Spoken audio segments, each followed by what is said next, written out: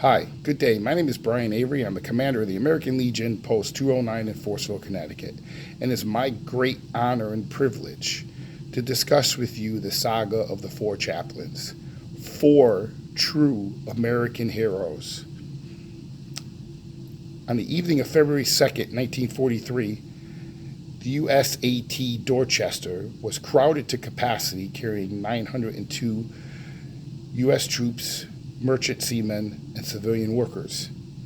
The Dorchester was once a luxury coastliner that was converted into an Army transport ship. The Dorchester was one of three ships in the SG-9 convoy. It was moving steadily across the icy waters of Newfoundland towards the U.S. base in Greenland. It was being escorted by Coast Guard cutters Tampa, Escobar, and Comanche. Hans Anderson, the ship's captain, was very concerned and cautious. Earlier, the Tampa had detected a submarine by sonar. He knew that he was in dangerous waters even before the report. German U-boats were constantly patrolling these vital sea lanes, and several ships have already been sunk. The Dorchester was only 150 miles from its destination, but the captain ordered the men to sleep in their clothing and keep their life jackets on. Many of the soldiers sleeping deep in the ship's hold disagreed with these orders because of the engine heat. Others ignored it just because the life jackets were uncomfortable, and unfortunately this would be a tragic mistake. On February 3rd at 12:55 a.m., a German U-boat 223 spotted the Dorchester. Identifying and targeting the ship, it gave the orders to fire 3 torpedoes. One of these hit a decisive and deadly blow to the Dorchester, striking the starboard side far below the waterline. Alerted that the Dorchester was sinking rapidly, the captain gave the order to abandon ship. Unfortunately, in fewer than 20 minutes, the Dorchester would slip beneath the icy waters of the Atlantic. Tragically, the hit knocked out all power and radio communications to the 3 ships. Fortunately, the Tampa, however, saw the flash and the explosion and responded to rescue 97 survivors.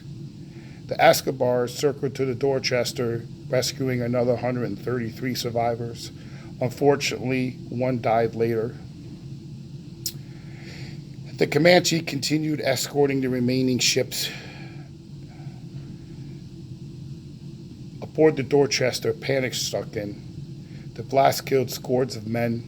Many others were seriously wounded. Stunned by the explosion, they were trying to figure out where they were. They were groping in the darkness. Many of them rushed to topside, and they were confronted by a blast of Arctic air, and then the knowledge that death awaited them. Men were jumping from the ship into lifeboats, overcrowding them to the point of capsization. Others witnessed the life rafts simply floating away.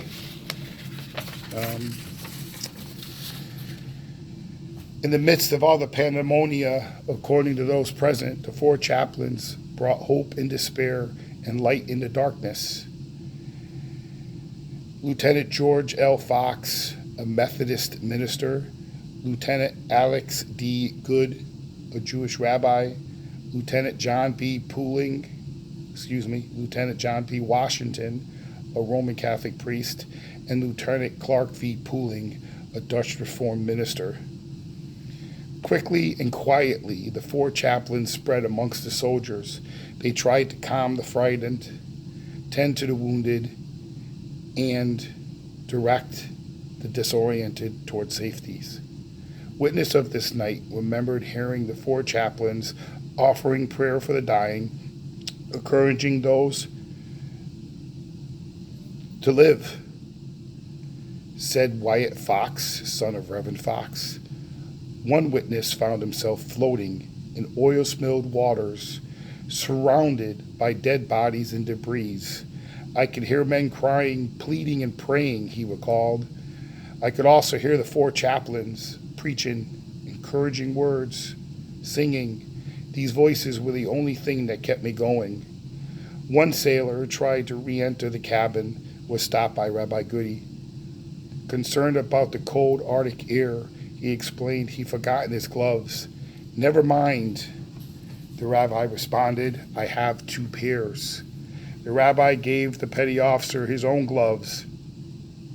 Later he realized that Rabbi Goody wasn't carrying 2 pairs, that he gave him his own gloves because he decided to stay on the Dorchester. By this time, many of the men were topside, and the chaplains opened up a storage locker and started handing out life jackets. One witness, an engineer, Grady Clark, witnessed that when all the life vests were handed out and there was no more left, he witnessed the 4 chaplains do a remarkable thing. Rabbi Goody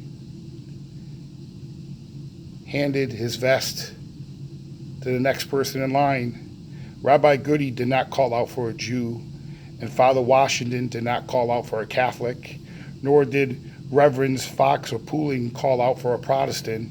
They just simply gave their life jackets to the next person in line. It was one of the finest things I've ever hoped to see this side of heaven, said John Ladd, another survivor who saw the 4 chaplains sacrifice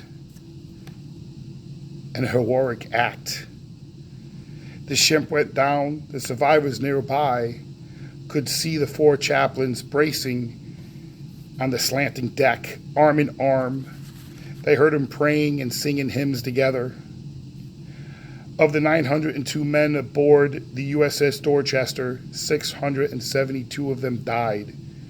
When the news reached the United States were shocked by the magnitude of this tragedy and the unbelievable heroic acts of the 4 chaplains. Voice is a gift. Valor is a gift. Carlos Sandburg once said, those that have it never know for sure whether they have it until the test comes. That night, Reverend Goody, Reverend Pooling, Father Washington passed the life's ultimate test.